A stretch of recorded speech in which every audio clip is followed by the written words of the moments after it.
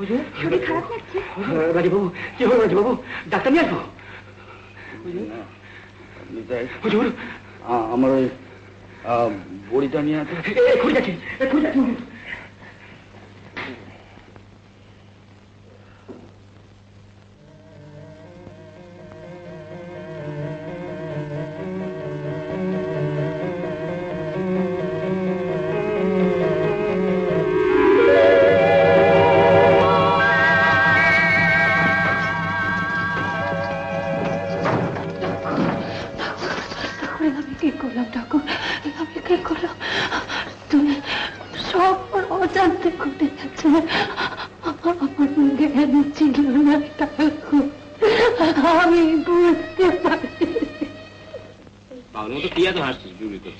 দেখছি এটা পড়লে আমাকে রানীর মতো দেখায় কিনা।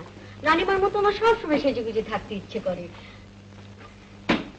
আপনি রানীমার গয়না দেখেছেন ডাক্তারবাবু? না রে, এখন দেখি। দেখবেন। ওহ মাগো, কত গয়না, কত সোনা দানা, হিরে মুক্তোর হার তো 25-30 জোড়া আছে। দেখেছিস? হ্যাঁ, আমি তো সিন্ধুক থেকে সব বের করে রানীমাকে সাজাই। অনেক টাকার সব জিনিস না? রানীমার মতন আমাকে একটা সীতা মোটর গড়িয়ে দিতে হবে। সীতা মোটর? সে আবার কি? আজকাল খুব চলছে, খুব সুন্দর নকশা, হার গো হার। বলুন দেবেন? তবু নিশ্চয়ই দেবো। ওই এক কথা তো রোজই শুনি, একদিন তো দেখলাম না যে 2-10 টাকা হাতে ধরে দিলেন। খালি মন ভোলানো কথাবার্তা, দেবো দেবো। আমি সব বলে দেবো।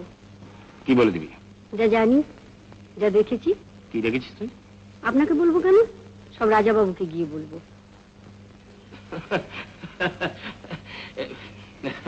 তুই সত্যি ছেলে মানুষ বিলাসী। আচ্ছা কি চাই তোর বল? কি চাই? টাকা?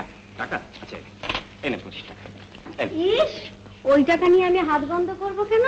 ওর থেকে বেশি চাই। বেশি চাই? আচ্ছা কত চাই তুই বলবি তো বিলাসী সুন্দরী। তুই না বললে আমি বুঝবো কি করে বল? বললাম তো, সীতা মোটর হাত চাই, পাথর বসানো। মাত্র একটা হাত? পাবি, নিশ্চয়ই পাবি, পাথর বসানোই পাবি। তুই আমার এত কাজ করে দিলি, তোকে খুশি না রাখলে আমার যে পাপ হবে। আগেও কথা দিয়েছি, এখনো বলছি, যা পাবো অর্ধেক তো। কি খুশি তো বিলাসী সুন্দরী? আপনি রাগ করেননি ডাক্তারবাবু? আমি অমনি বলেছিলাম বলে দেবো। বিশ্বাস করুন, মন থেকে বলিনি। এই জীবন থাকতে আপনার ক্ষতি আমি কখনো করবো না। জানি রে জানি, তুই যে আমাকে ভালোবাসিস সেটা আমি বুঝি।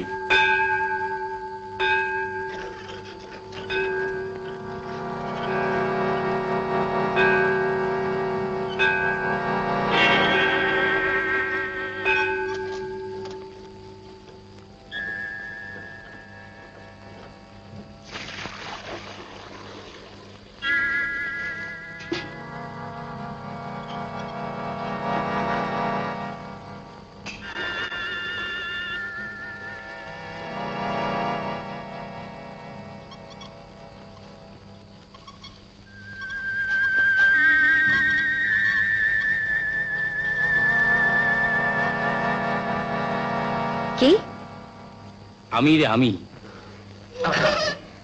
আপনি এত রাত্রে এখানে কি করছিস? গা ধুচ্ছিস বুঝি? দেখি আমার জ্বরটার জামা পরে বসছিস। অন্ধকার।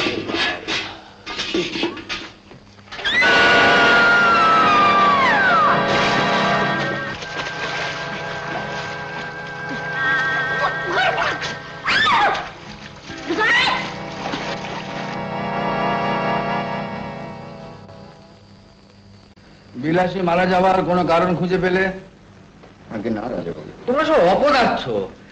তোমরা এতগুলো লোক থাকতে আমার প্রাসাদে একটা মেয়ে মরে গেল, তার কারণটা তোমরা খুঁজে বার করতে পারলে না? আগে আমাদের যতদূর মনে হয় বিলাসী আত্মহত্যা। না, আত্মহত্যা করেছে ঠিক আছে, কিন্তু তার কারণটা কি সেটা খুঁজে বার করতে হবে তো। ইঞ্জেকশনটা তোমার ইঞ্জেকশন, হ্যাঁ তুমি রোজ একটা করে ইঞ্জেকশন দিয়ে যাচ্ছ, আমি ক্রমশ কাহিল হয়ে পড়ছি, বিছানা থেকে উঠতে পারি না। এই যে গোয়ালিয়র থেকে ফায়দাবাদ থেকে 3-3টে বাইরে এসে ফিরে গেল। এই তোমার ইঞ্জেকশন নেওয়া কি লাভ হচ্ছে নাকি? আমার কলেজের professor doctor Sen, India one of the best surgeons. আপনার অসুখের বিশদ বিবরণ দিয়ে ওর কাছে আমি চিঠি লিখে পাঠিয়েছিলাম। উত্তর দিয়েছেন? আগে হ্যাঁ দিয়েছেন। কি বলেছেন? আসবেন? নিশ্চয়ই আসবেন, তবে তার আগে কয়েকটা অ্যাডভাইস উনি পাঠিয়েছেন। কিরকম? লিখেছেন যত তাড়াতাড়ি সম্ভব আপনাকে সমুদ্রের ধারে কোথাও চেঞ্জে নিয়ে যাওয়ার জন্য। আপনার অসুখের পক্ষে সমুদ্রের বিশুদ্ধ বাতাসটা হলো সবচেয়ে বেশি উপকারী। এছাড়া আরো 2-3টে নতুন ওষুধের কথাও লিখেছেন। আমি কলকাতা সঙ্গে সঙ্গে লিখে পাঠিয়েছি ওষুধগুলো এখানে পাঠিয়ে দেওয়ার জন্য। এটা আমার সম্বন্ধে বলেনি। জানো ডাক্তার, এই বাইরে কোথাও গেলে বেশ ভালোই হবে। এবারে ভালো হয়ে গেলে একদিন শিকারে যাবো, তোমাকেও নিয়ে যাবো ডাক্তার। এবার তাহলে ইঞ্জেকশনটা দিয়ে হ্যাঁ দিয়ে দাও। তাহলে তাহলে ম্যানেজার আগে ও আজকেই হরিপদকে পাঠিয়ে সমুদ্রের ধারে বেশ একটা ভালো বাড়ি কেনার ব্যবস্থা করে ফেলো। জি আঙ্কেল। হ্যাঁ, সঙ্গে কতজন যাবে?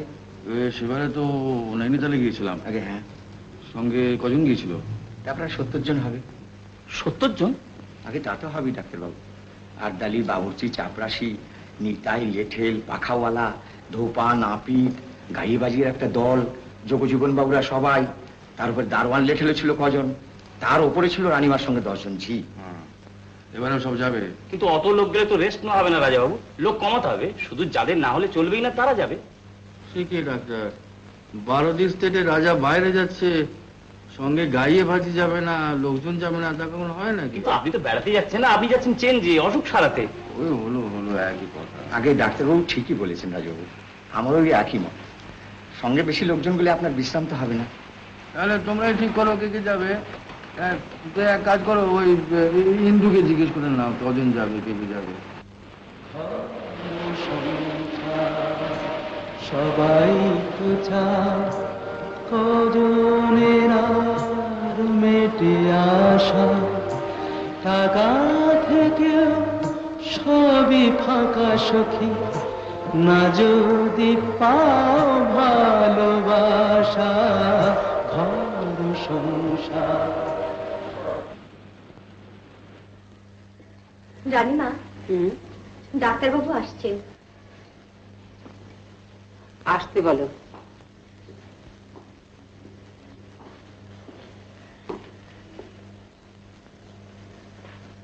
আমায় ডেকে পাঠিয়েছেন? হ্যাঁ, আজ আমরা 1 সপ্তাহ হলো এখানে এসেছি, কিন্তু রাজাবাবুর শরীরে কোনো উন্নতি আমি দেখতে পাচ্ছি না। হবে হবে, নিশ্চয়ই হবে। আর কয়েকটা দিন যাক। কিন্তু আমার মনে হচ্ছে দিন দিন ওর স্বাস্থ্য খারাপের দিকেই যাচ্ছে। না না, এ আপনার ভুল ধারণা। আমি বলছি কিছুদিনের মধ্যে উনি ভালো উঠবেন। আপনি তো রোজই ওই এক কথা বলছেন, কিন্তু উনি ভালো হচ্ছেন কোথায়? আমি তো ভালো হবার কোনো লক্ষণই দেখতে পাচ্ছি না।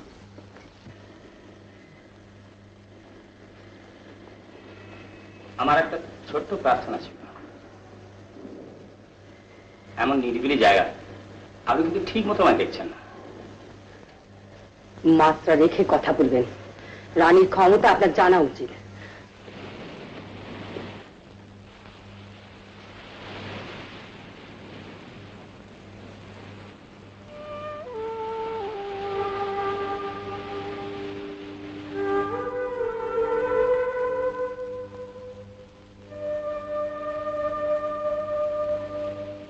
এখন কেমন আছি গো? ভালো না ইন্দু, ভালো না, একেবারেই ভালো না। তোমার কাছে একটু বসবো? হ্যাঁ বসবে? এই চরণ একটা চেয়ার দে। বসবো বস। এই তুই যা।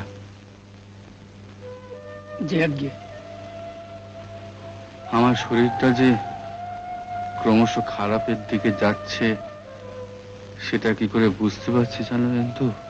কি করে? আমার গলায় সুর আসছে না, অথচ দেখো চারিদিক কি সুন্দর, কত সুন্দর সব পরিবেশ, আর আমি এক লাইনও গাইতে পারছি না। এই যে আমার কি কষ্ট, এ তোমরা কেউ বুঝতে পারবে না, কেউ না, কেউ না। আমার কি মনে হচ্ছে জানো, ডাক্তার তোমার ঠিক মতো চিকিৎসা করতে পারছে না, উনি তোমার রোগটা ঠিক মতো ধরতে পারেননি। আসলে কি জানো, ডাক্তারটা ছেলে মানুষ, ও এখনো ঠিক মতো পাকাপোক্ত হয়ে উঠতে পারেনি।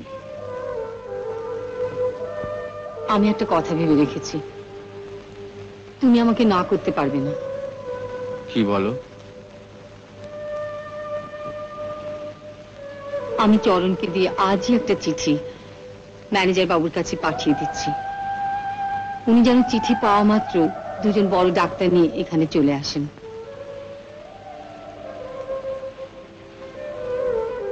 পাঠাবে? দাও পাঠিয়ে। তবে আমাদের ডাক্তার যেন জানতে না পারে। শুনতে পেলে ওর আবার মন খারাপ হতে পারে।